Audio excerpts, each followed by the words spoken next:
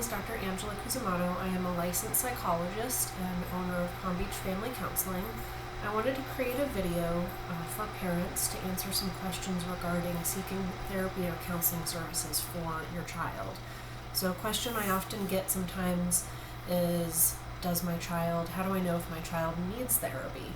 And I think the fact that you're asking that question says a lot. So as a parent, you have really strong instincts when it comes to your child and how they're doing. And so oftentimes if something is telling you that something might be off or wrong with your child, in general, that instinct is usually correct. And so I think even just making a phone call to therapists or counselors in your area can help alleviate some of your fears and kind of help you address some of the concerns that you have regarding your child.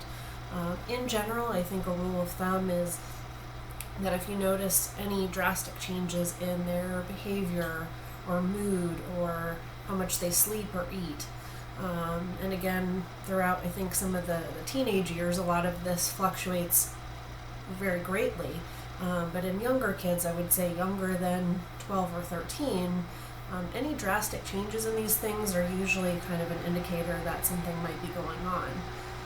The other time that I'm contacted for therapy services for children is when major life changes occur. So this could be during a separation or divorce of parents. It could be after a major life change, such as a move or a change in job or career for one or both parents. It could be a death in the family. It could be anything that we would consider a major life change. Sometimes kids don't always adjust to change the way that adults do, merely based on the fact that they don't have as much life experience as we do. So little changes for us can really be big changes for them. But I think as a general rule of thumb, if you notice any major changes, they don't want to eat, or they're eating more than normal, or again, same with sleep, if they're not sleeping as well or sleeping more than normal. Again, I think there's age-appropriate levels of sleep for each age. You could literally Google, how much should my child be sleeping, and you can get kind of general guidelines for that. But I think other than that, if you notice that your child is more anxious or sad than normal, or maybe more withdrawn from others than normal, the difference between your child's personality and their behavior. So some kids are just more withdrawn than others, and that's not necessarily an indication of a need for therapy. It's just maybe an aspect of your child's personality and maybe nothing problematic about that. But if you have a normally kind of outgoing, bubbly child that you notice has kind of withdrawn or become, more kind of introverted in their interactions with others, sometimes a change like that, and it's a shift from their normal personality or their normal way of being, that might be cause for concern. Again, it could be just related to where they are in their development, and it could be kind of a shift that's very normal for a child their age. Some other questions I get are, how often does my child need to come to therapy? Do I need to come as a parent to the sessions? And I think this varies greatly by child. So I would say in general, as a rule of thumb, when I first start working with a child, I would like to see them once a week. Just because I'm getting to know them, they're getting to know me, and I think that level of frequency helps with building that relationship and building some familiarity and building something in their routine.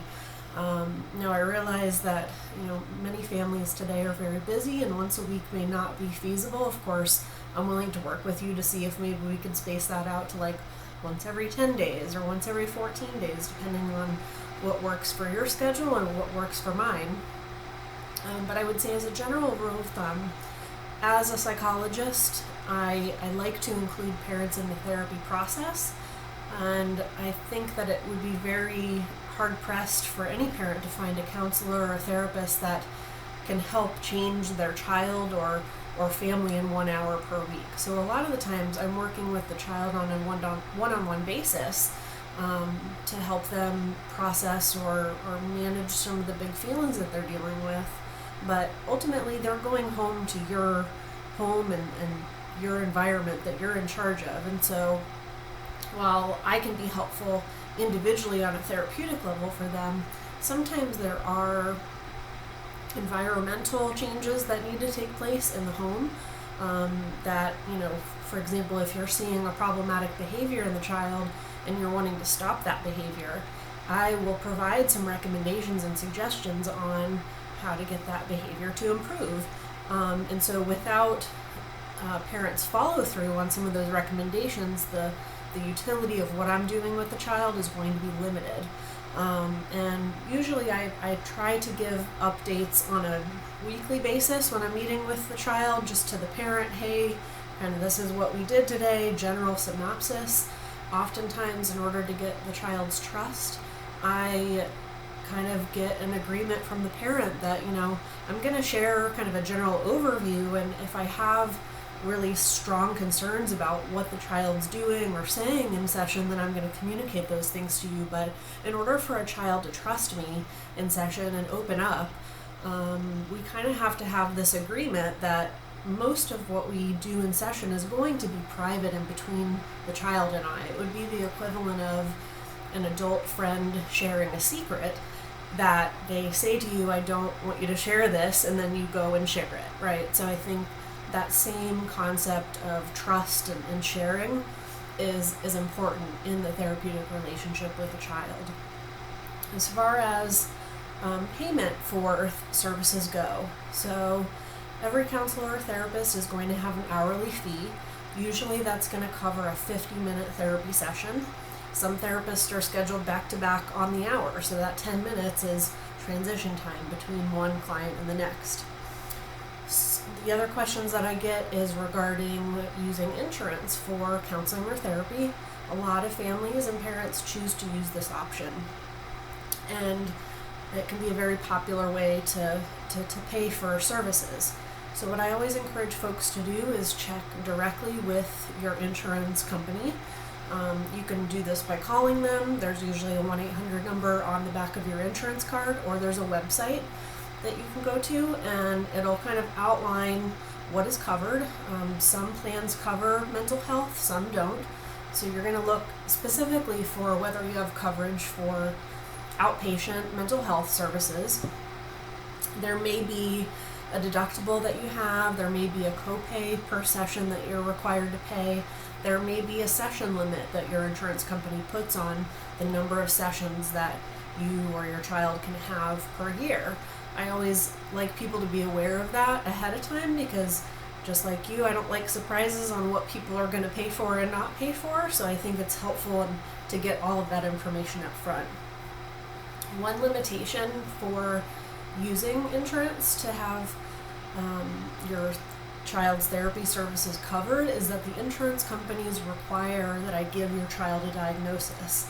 Now, this means that regardless of whether your child actually has a diagnosis, I am required to put down a numerical code on my healthcare claim and submit that to the insurance company. Now, without that diagnosis, they are not going to reimburse me for the services that were provided. So that is one limitation, in that diagnosis goes on your child's insurance record. And as you and I probably both know, that once that diagnosis or condition is on your child's insurance record, it can be considered a pre-existing condition for future insurance plans. And again, it's kind of just this label that's put on your child, sometimes at a very early age.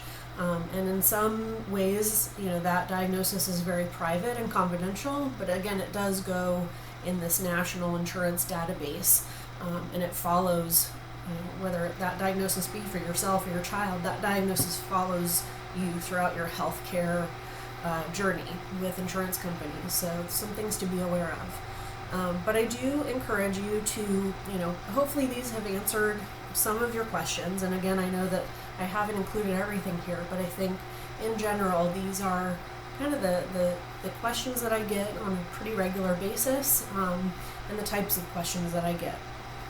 If you have other questions or concerns that I didn't get to address, please feel free to reach out. I can be reached at my website, which is www.pb, as in Palm Beach, familycounseling.com. And there is a contact me link or request an appointment link on that website, and that comes directly to my email, and I respond to every email that I receive. And then we can also be found on Facebook at Palm Beach Family Counseling, and then also here on YouTube. So thanks for watching today, and hopefully this video was helpful for you. Have a great day.